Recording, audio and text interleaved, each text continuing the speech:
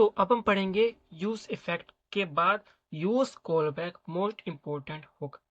तो इसको कर देती हैं रिमूव, सबसे पहले रिमूव कर देते हैं। ठीक है, मैं यहाँ पर आपको एक डिफरेंस भी बताऊंगा कि यूज इफेक्ट क्या है और यूज कॉल बैक क्या है। ठीक है, क्योंकि ये डिफरेंस इंटरव्यू में क्या हर जगह पूछा ही जाता है। Use effect, and here I will right, what will we write? use call back। ठीक है, then syntax I will write this। ठीक है, तो अब इससे स्टार्ट करते हैं। तो सबसे पहले देखो, खुद से लिखेंगे कोड। पहले मैं इसको कमेंट ही कर देता हूँ, क्योंकि एक काम करते हैं, दूसरा कमेंट बनाते हैं। क्यों बना रहा हूँ पता चल जाएगा। नाम दे देते हैं हम इसका चाइल्ड, दे देते हैं कुछ ऐसे देते हैं। कॉल देना चाहिए, कॉल बैक कंपोनेंट। ठीक है, हम देंगे फंक्शन, यहाँ पर लिखेंगे रिटर्न। रिटर्न में पास कर देंगे एक वेरिएबल और ये होगा हमारा कॉल बैक। ठीक है, एक्सपोर्ट कर देंगे इसको और ये हो गया हमारा बैक। ठीक है, अब हम चलते हैं बैक पे। यहाँ से हम करेंगे इसको भी import, and for the import I will write the component name, then ऐसे। आपको ये पता है ना, ऐसे भी कर सकते हो, सेल्फ क्लोजिंग टैग ऐसे ही बोलते हैं ना उसको। हाँ, कुछ जावास्क्रिप्ट में बोलते हैं। ठीक है, तो अब मैं रेंडर करता हूँ, क्या हो रहा है, ये हो रहा है प्रिंट। ठीक है, मैं एक काम करता हूँ, ये सारे टेक्स्ट को मैं हटा देता हूँ, ये दिक्कत क्रिएट करेंगे, क्योंकि हमें इसे फ्लो समझना है। तो मैं इसको करता हूँ comment, and then after that I will also comment this.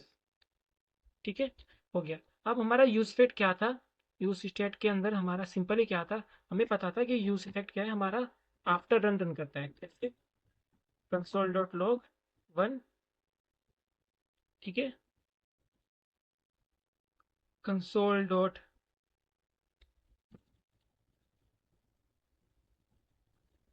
To, console dot three. ठीक है, अब क्या देखते हैं, यहाँ पे मैंने अच्छी ठीक है, यहाँ पर मैंने आउटर में लिखा है वन, इनसाइड लिखे टू, आउटसाइड लिखे थ्री। ठीक है, क्या होगा, कंसोल लॉग चेक करिए। वन हुआ, थ्री हुआ, फिर टू हुआ। ठीक है, वन हुआ, थ्री हुआ, फिर टू हुआ, मतलब पहले वन हुआ, थ्री हुआ, टू हुआ। तो डेफिनेशन पहले क्या बताई थी मैंने, जो पहले इसलिए कसम बताई थी मैंने, कि इसकी जो डेफिनेशन निकल के आई है हमारी, पहली रेंडर, ये रेंडर को छोड़ो, हम लिखेंगे रन। ये रन कब करता है, आफ्टर रेंडर। ठीक है, समझ में आ गई। आफ्टर रेंडर के बाद हमें दिखा पहले वन हुआ, फिर टू हुआ, फिर थ्री हुआ। ठीक है, अब वो चलते हैं इसमें। अब यूज कॉल बैक को हम यूज करेंगे, इंपोर्ट यूज कॉल फ्रॉम। मैं आपको थोड़ा डीपली इसलिए बता रहा हूँ क्योंकि डिफरेंट समझना बहुत मुश्किल है। Use call back, use call back, ऐसी सिंटेक्स है, ये सिंटेक्स है। तो फिर सेम अगेन ये भी एक चीज लेता है, और अगेन यहाँ पर मैंने लिख दिया कॉल बैक। ठीक है, यहाँ लिख दिया मैंने एम्प्टी डिपेंडेंसी। ठीक है, अब क्या ये रन करेगा देखते हैं। मैं इसको थोड़ी देर के लिए कमेंट कर देता हूँ, या फिर मैं एक काम करता हूँ, मैं यहीं से इसको कमेंट करता हूँ। ठीक है, अब देखते हैं। तो क्या इसने कोई आउटपुट दिया, नहीं दिया, ये चला ही नहीं। Why, why it has not run, because use effect call back also returns a reference. वो हमेशा एक रेफरेंस रिटर्न करना है, जिसको हमें एक वेरिएबल में स्टोर करना पड़ता है। और अगर मैं इसको रन करूँ, ये चलेगा, नहीं चलेगा, क्योंकि यूज इफेक्ट अगर एक रेफरेंस रिटर्न करता है एक फंक्शन का, तो जब तक ये फंक्शन कॉल नहीं होगा तब तक यूज इफेक्ट नहीं चलेगा। तो अगर मैं इसको रन करता हूँ तो यूज इफेक्ट चला, और उसने कॉल बैक प्रिंट भी दे दिया। बट असली चीज अब सामने आएगी। मैंने करा यहाँ पर कंसोल डॉट लॉग वन,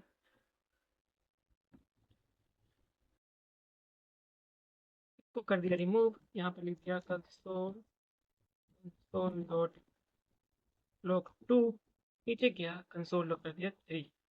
अब देखिए पहले आया 1 3 2, पहले आया 1 फिर 3 फिर 2। अब अगर मैं फंक्शन को यहाँ पर पास कर दूं ऐसे तो क्या आउटपुट आएगा?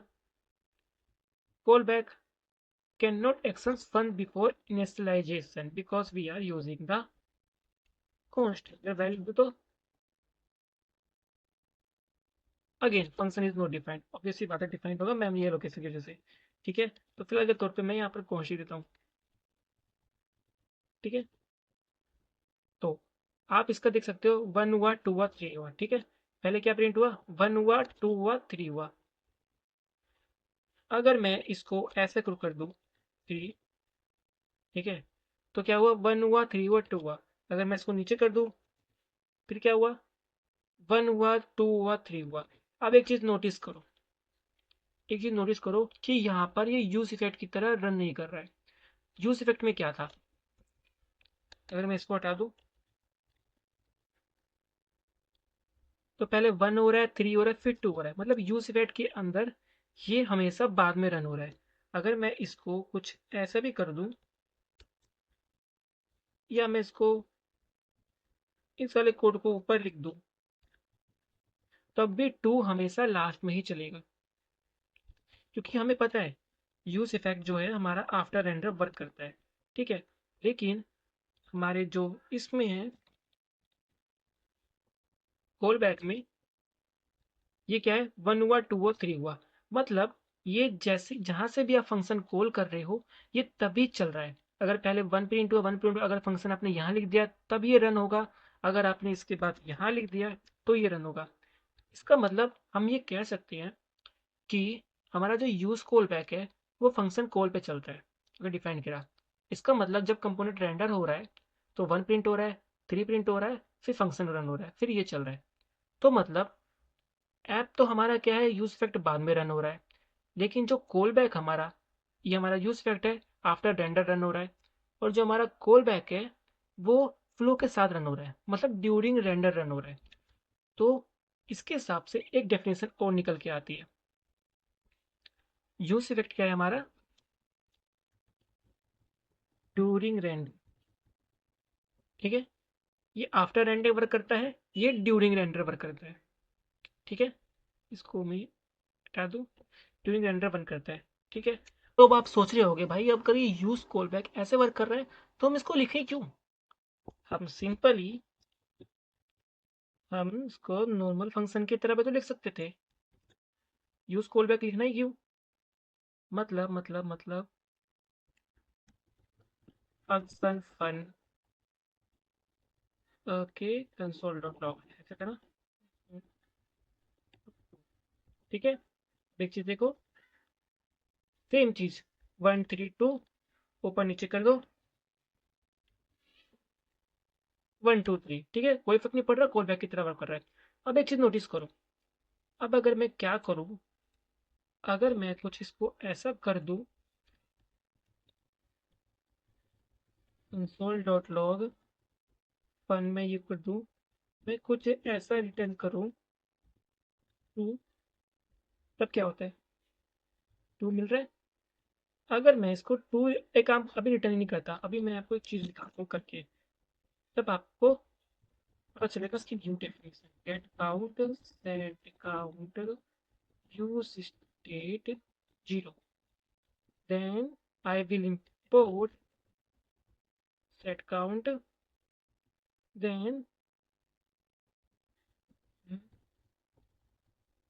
write the button, लिख दो, मैं लिख देता हूँ क्लिक मी गेट काउंट, और यहीं पर मैं एक ऑन क्लिक फंक्शन लिख दूंगा गेट काउंट +1। ठीक है, अब देखते हैं क्या होता है। रिफ्रेश, एक एरर आई है use state is not defined by. अरे यार यूज स्टेट, अब तो ठीक है। ठीक है, तो थोड़ी देर के लिए मैं 1 को भी कमेंट करता हूँ 2 को भी कमेंट करता हूँ 3 को भी कमेंट करता हूँ। ठीक है, यहाँ पर मैं लिखता हूँ गेट काउंट। ठीक है, अब देखते हैं क्या आता है। मैंने रिफ्रेश करा, क्लिक किया 1 हुआ, क्लिक किया 2 हुआ, क्लिक किया 3 हुआ, क्लिक किया 4 हुआ, क्लिक किया 5 हुआ, क्लिक हुआ 6 हुआ। ठीक है, मतलब नोटिस करो हर क्लिक पे मेरा फंक्शन चेंज हो रहा है। ठीक है, आपको ये पता होगा, यहाँ पर हमने जावास्क्रिप्ट में पढ़ा था कि ऑब्जेक्ट एरे और फंक्शन का हर बार मेमोरी में न्यू रेफरेंस क्रिएट होता है, बिकॉज इनकी होती है टाइप ऑफ ऑब्जेक्ट। यानी जब भी मैं इस पे बटन पे क्लिक करो, मेमोरी में बेकारी में एक स्पेस बन रहा है। मुझे तो अपडेट वैल्यू चाहिए थी, लेकिन फिर भी मेमोरी में ये हर बार फंक्शन का स्पेस बन रहा है, तो ये तो दिक्कत हो सकती है। तो इसको कैसे ठीक करें? इसी को ठीक करने के लिए आपका यहाँ पर काम आया यूज कॉल बैक। ठीक है, अब क्या होगा यहाँ पर, अगर आप सेट काउंट, जैसे मैं देखा यहाँ पर सेट काउंट की वैल्यू अपडेट हुई है, ये वाला फंक्शन चला है तो ही रिटर्न हो रहा है। ठीक है, अगर ये फंक्शन नहीं चलता है तो रिटर्न नहीं हो रहा, मतलब ये फंक्शन चल रहा है तो ही हमें करेक्ट वैल्यू या अपडेट हुई वैल्यू मिल रही है। ठीक है, अब अगर कुछ मैं इसको ऐसा लिख दूं, return return return return gate count, तो मैं वैसा लिखूंगा जैसे मैंने यहाँ लिखा था। ठीक है, कंसोल डॉट लॉग, यहाँ फंक्शन कॉल किया मैंने। ठीक है, सेम यहाँ पर फंक्शन कॉल करूंगा। ठीक, अब देखते हैं करेक्ट आउटपुट क्या होगा। ठीक है, तो कंसोल लॉग 1 है और 11 है और कुछ नहीं है। ठीक है, 1 और 11। ठीक है, मैं क्लिक कर रहा हूँ, 1 हो रहा है 0 प्रिंट हो रहा है, 1 हो रहा है 0 प्रिंट हो रहा है। अब मैं इसको रिमूव भी कर देता हूँ। अब देख, 1 हो रहा है 0 हो रहा है, 1 हो रहा है 0 हो रहा है, 1 हो रहा है 0 हो रहा है। नॉर्मल फंक्शन में क्या हो रहा था, हर बार हमें अपडेट हुई वैल्यू मिल रही थी, बिकॉज यहाँ पर हर बार फंक्शन का नया रेफरेंस चेंज हो रहा था, जिसकी वजह से ये फंक्शन फिर से रन हो रहा था। पर यूज कॉल बैक के अंदर ऐसा नहीं हो रहा।